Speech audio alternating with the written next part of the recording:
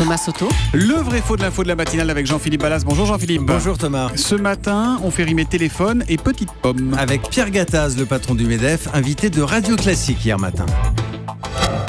Steve Jobs, le créateur d'Apple, il a créé le premier smartphone. Ah, le premier smartphone aurait été inventé par le créateur d'Apple, Steve Jobs, c'est ce que dit Pierre Gattaz. C'est vrai ou c'est faux, Jean-Philippe ? Eh bien c'est faux Thomas. Le tout premier smartphone, en français téléphone intelligent, est né il y a plus de 20 ans. Alors, je fais mon malin ce matin, mais j'avoue que j'ignorais totalement cette histoire. Et cet appareil, ce n'est pas Apple qui l'a sorti, non, c'est IBM en 1994. Ouais, alors, il est assez étonnant de design, on dirait un autoradio. On le met d'ailleurs sur Twitter avec le hashtag un matin en photo. Voilà, alors ce smartphone s'appelle Simon. À l'époque, il est équipé d'un écran à cristaux liquides avec un petit stylet pour écrire dessus.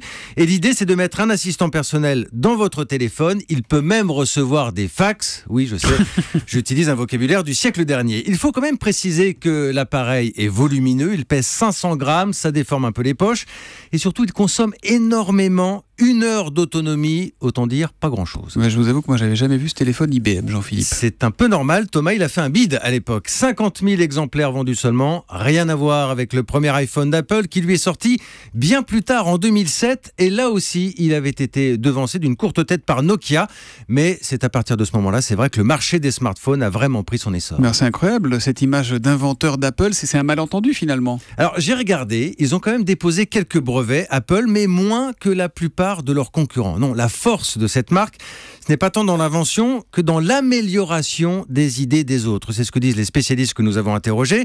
Vous ajoutez une bonne dose de marketing et de design et vous aurez presque l'impression qu'avant la petite pomme, il n'y avait rien. Je vous donne un chiffre quand même, plus de 47 millions d'iPhone vendus au 2e trimestre. C'est un vrai succès. Et c'est toujours un succès ? Ça se dément pas ?